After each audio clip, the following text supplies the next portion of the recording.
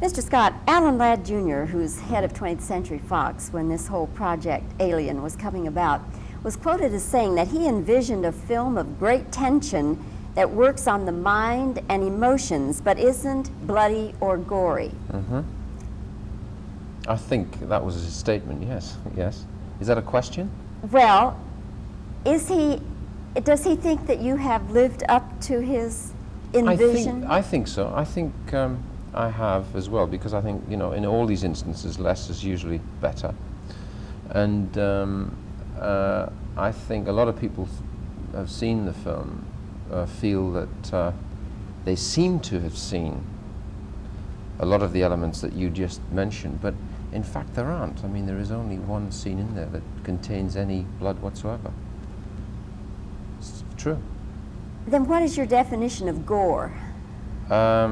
I think gore really becomes in the mind of the audience, at that particular time. I mean, I think if one can actually evoke, if you're setting out to do a thriller, and you can evoke in the minds of the audience, the strength of the thrills, or the strength of the drive of the thriller, by showing less than more, then that's the best way of doing it.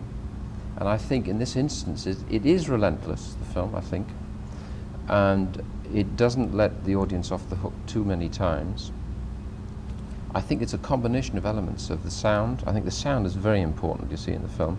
And I think the sound evokes certain fears in the audience, and therefore I think they've seen, and they think they've heard, and they think they've witnessed. Really, there is one very strong scene, I guess, which is near the front of the film. And after that, you never really see anything. Which one are you saying then is the strong scene? Which one are you referring to?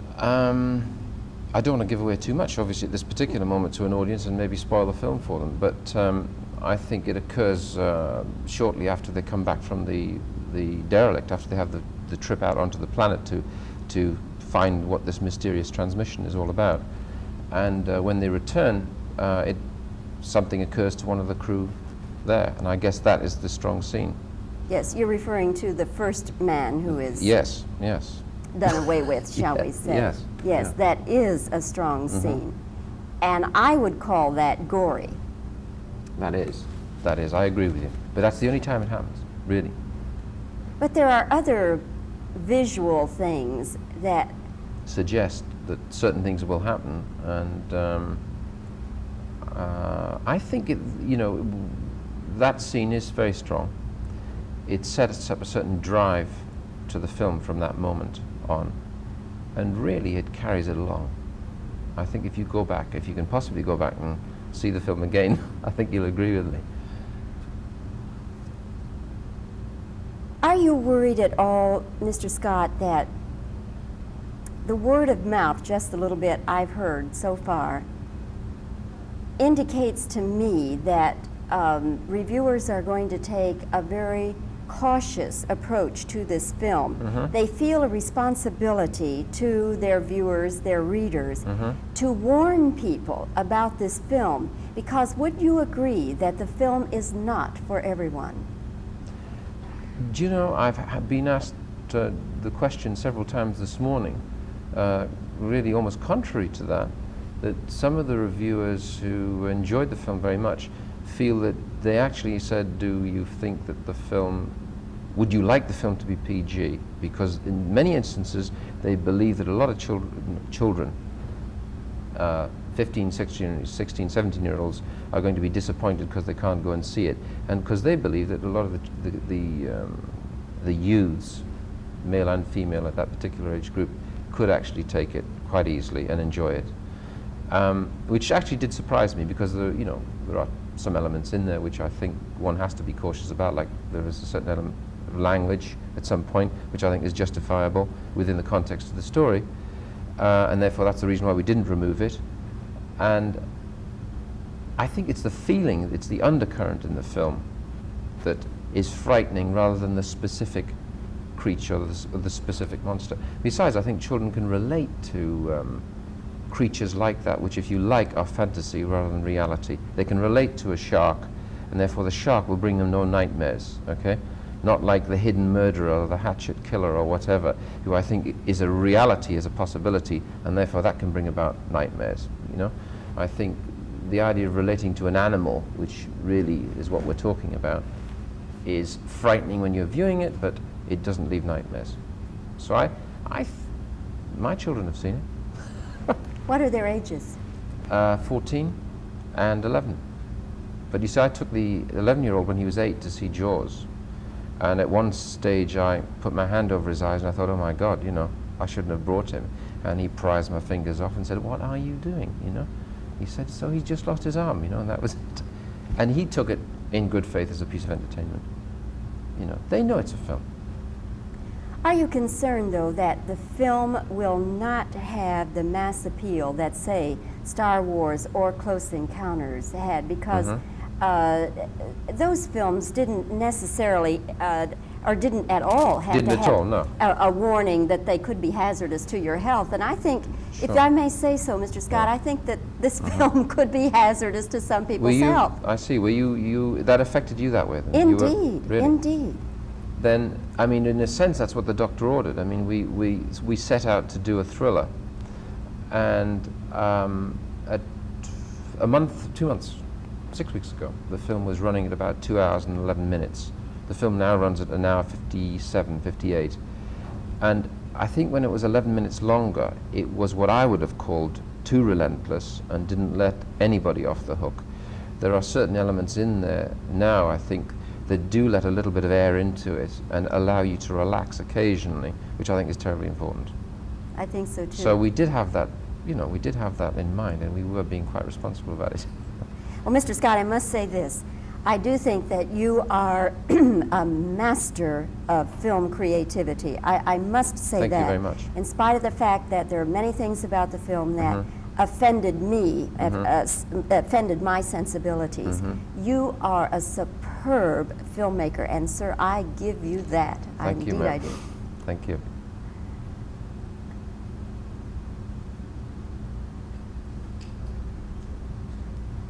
I really couldn't Thank you. I couldn't look at certain scenes. I really couldn't. I couldn't. Go. take it. I mean, if you can, go back and see it. No, sir. I just voiced that over anyway, so we can just continue talking here. Well, I'm curious about the men who wrote it. You know, they're not here, so we don't have a chance to talk to them. Are they off in a home someplace, or you know? Oh no, they're the two guys who originally wrote the screenplay were Dan O'Bannon and Ron Shusett, and they had written this before I was involved in it. Yeah. And I was sent a script called Alien in, where are we, 79, 78, in November 77. And I was working on another project at the time, and it was sent to me by a man from Fox in London, Sandy Lieberson in London. And I was receiving a lot of material at the time, which is at least one thing the Jewelers did for me. Got, you know, it opened up a door anyway. And I read the screenplay, and I was absolutely knocked out by the screenplay, by the simplicity of it. And I put it to one side, gave him my reaction, said I can't do this because I'm developing something else. But I had a problem with the development about 2 months later, so I went back and said, have you got anybody for it? And they said no, and we're here within 24 hours. And it started from there. I then met the writers and the writer-stroke producers, okay?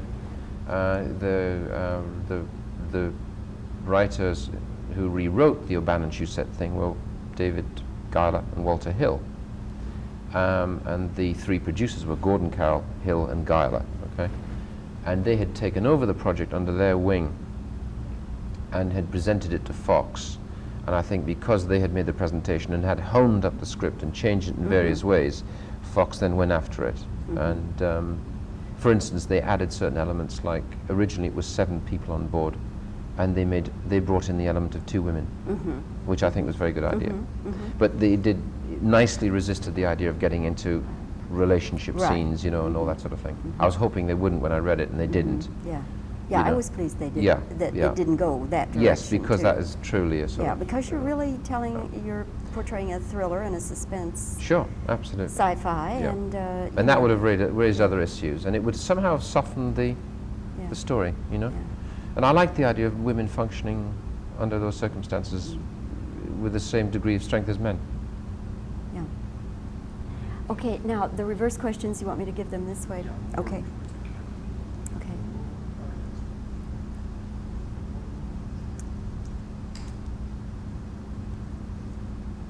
Just where are you cutting me about? Okay. Here, like? Right here. Yeah. Well, you might widen out a little bit. Okay. Mr. Scott, Alan Ladd Jr., who is the head of 20th Century Fox Pictures, said that he envisioned a film of great tension that works on the mind and emotions, but isn't bloody or gory. Do you think you have given him a film that isn't bloody or gory?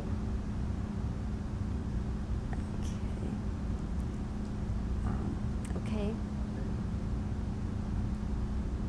Mr. Scott, are you concerned at all that your film, The Alien, will not have the mass appeal that, say, Star Wars or Close Encounters had, simply because it is rated R and it does have a lot of pretty heavy material?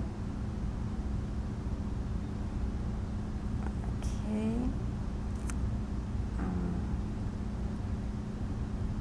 All right, that'll do. That'll do.